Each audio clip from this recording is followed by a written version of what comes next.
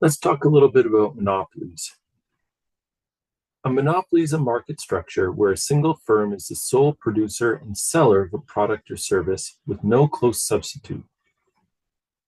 So it's a situation with a single seller and many buyers. In this case, the firm has significant control over the market and can influence prices and input. So what are the characteristics?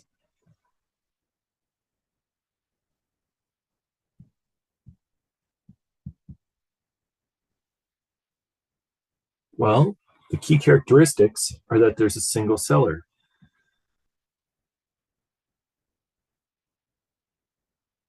There are no close substitutes.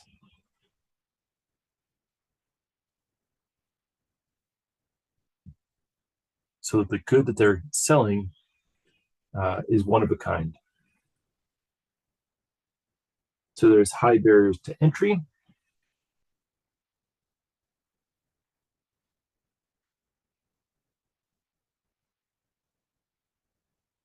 So these can be all sorts of things like legal barriers, like patents, technological barriers.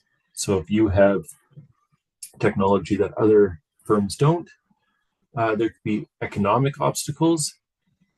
So for example, you know, if a firm has a particular cell tower, a cell company has a cell tower, and they're not going to sort of rent you space on the tower, you might be impacted because the economic opportunity of building a cell tower might be larger than the gains that you make.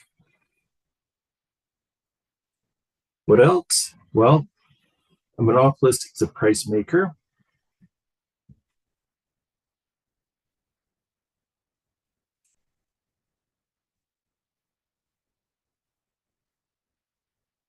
And what we mean by price maker is the monopolist has the power to set the price of the product rather than taking the market price as given, like in a perfectly competitive market. Because it's the only supplier, it sees the entire market demand curve and can influence the price by adjusting the output level. So, for example, if this is the demand for a particular monopolistic product, and we can sell whatever we want, and we're the only supplier, if we decide to sell this much,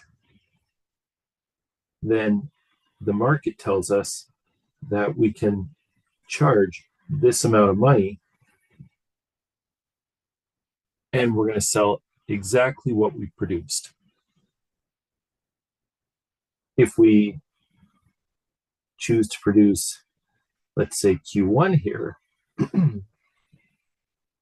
then we can obviously sell at a lower price, but there'll be more demand than we can meet. We could also sell it at this higher price, Q1, and we'll sell exactly what we produced. Alternatively, we could produce, say, a quantity Q2 down here.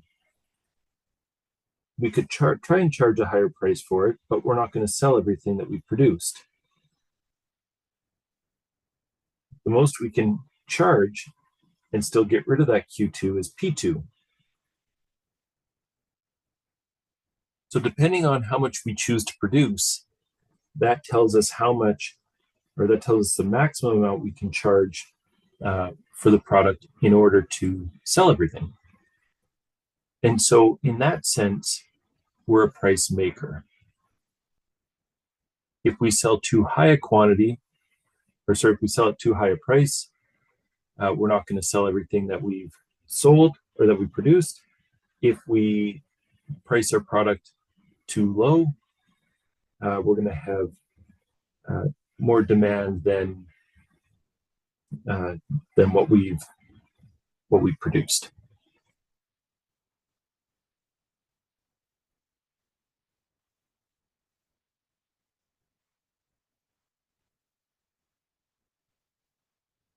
What are the barriers to entry? What are the implications of barriers to entry?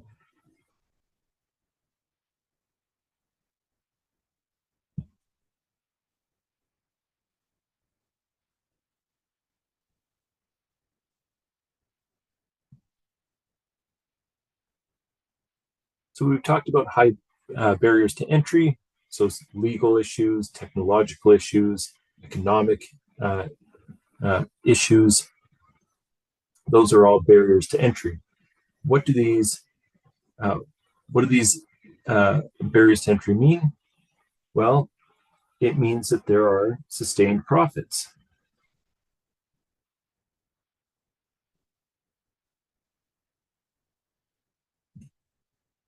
A monopolist can earn long-run economic profits because new competitors cannot enter to challenge the position.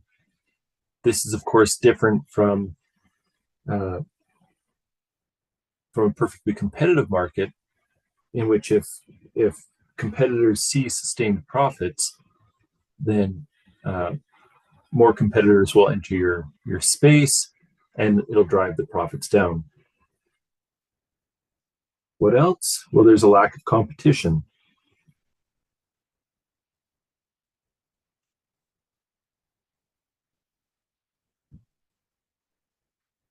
So this can lead to inefficiencies such as higher prices, reduced output, and less innovation compared to other markets.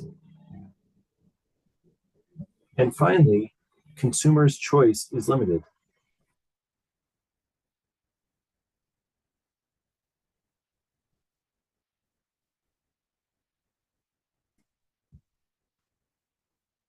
With no new entrants offering alternative products or services, consumers may face fewer options and higher prices.